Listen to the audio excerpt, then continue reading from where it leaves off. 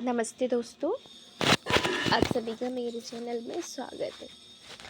बहुत से लोग जो बीएड करते हैं उन्हें लेसन प्लान बनाने में बहुत दिक्कतें आती हैं। उन्हें सही समझ में आता है कि उन्हें किस प्रकार से लेसन प्लान बनाना है, किस चैप्टर से बनाना है, कैसे बनाना है, नहीं आता। और जो गवर्नमेंट कॉलेज होती है उसमें बच्चों को 6 मंथ के लिए इंटर्नशिप में भेजा जाता है, तो वहाँ उन्हें कुछ 1-2 या 2-3 चैप्टर्स प्रोवाइड कर दिए जाते हैं। उनमें से उनको लेसन प्लान बनाने होते हैं।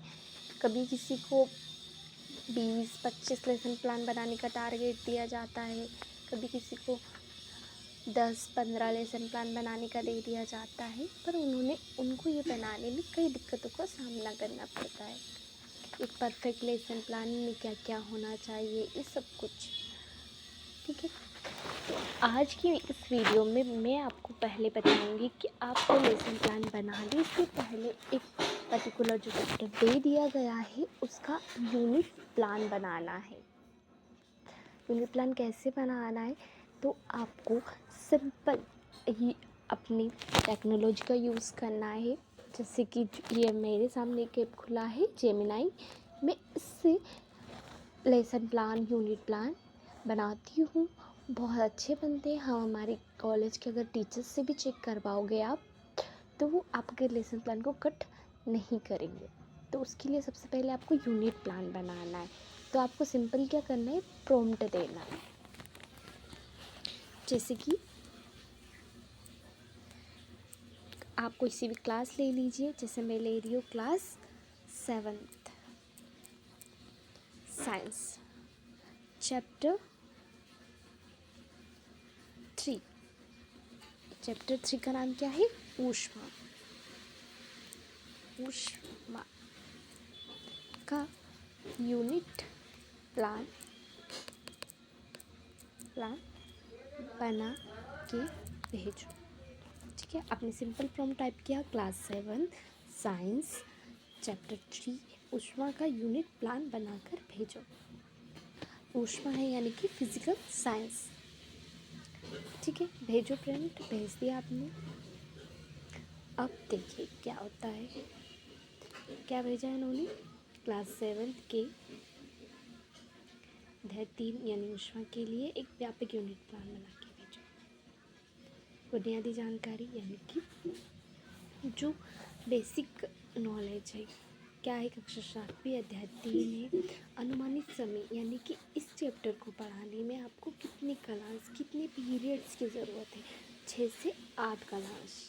आप इस चैप्टर को परफेक्ट क्या पढ़ाओगे, 6 से 8 पीरियड में आपको इनको पढ़ा कितने 6 से 8 लेक्चर लगेंगे। शिक्षण उद्देश्य, क्या क्या उद्देश्य रहेंगे, आपको क्या क्या बच्चों में डेवलप करना है। जैसे कि आपने दूसरा चैप्टर बता दिया, पढ़ा दिया, उसके बाद बच्चों में क्या डेवलप होना चाहिए कि वे गर्म और ठंडे के बीच अंतर का स्पष्ट कर पाएँ। तापमान मापने के विभिन्न पैमानों को समझ पाएँ कि तापमान को हम किन किन तरीक़ों से नापते हैं। थर्मामीटर, प्रयोगशाला, डॉक्टरी थर्मामीटर, प्रयोग थर्मामीटर का उपयोग और अंतर को जान पाए। थर्मामीटर तो डॉक्टर का भी होता है और प्रयोगशाला में भी यूज़ होता है, तो क्या वे दोनों में अंतर कर पाए। इस चैप्टर को पढ़ने के बाद भी जान पाए कि डॉक्टरी थर्मामीटर के कार्य अलग है और प्रयोगशाला और थर्मामीटर के कार्य अलग है, ठीक है। सबसे फिर उसके बाद में आते हैं मुख्य विषय और पाठ्य चैप्टर आउटलाइन। मुख्य विषय, सबसे पहले आपको पहली कक्षा में क्या पढ़ाना है। मुख्य विषय क्या होगी, आपको पहली कक्षा में क्या पढ़ाना है।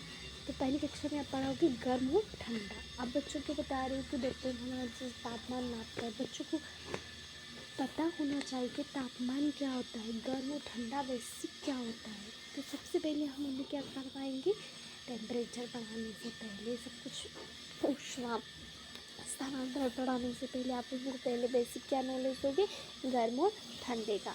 ईश्वर द्वारा तापमान का अनुमान लगाना हमेशा क्यों सही होता है, गर्म और ठंडे का। फिर तापमान क्या है, फिर थर्मामीटर के प्रकार, फिर ऊष्मा का स्थानांतरण, समुद्र और थल समीर और कपड़ों का चयन। ये आप इनको कितने, एक चैप्टर को हमने कितने सब यूनिट्स में तोड़ लिया, 6 सब यूनिट्स। अब इसी के अनुसार आप पर्टिकुलर एक पॉइंट्स, एक सब यूनिट यानी एक मुख्य विषय जैसे गर्म और ठंडा, इसी पर आप एक पूरा लेसन प्लान बना सकती है। महत्वपूर्ण अवधारणाएं, कीवर्ड्स और जो आपको इस चैप्टर को पढ़ाने में क्या क्या गतिविधि करनी है आप वो देख सकते हो जेमिनाई से।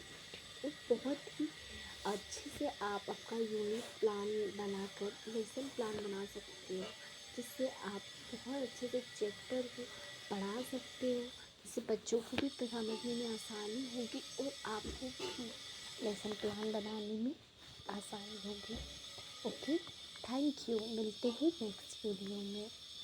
अगर आपको कोई चीज़ समझ में नहीं आती है तो आप कमेंट करिए, मैं आपको इसके थ्रू एक बढ़िया सा लेसन प्लान बनाकर भी बता सकती हूँ। ठीक है, थैंक यू।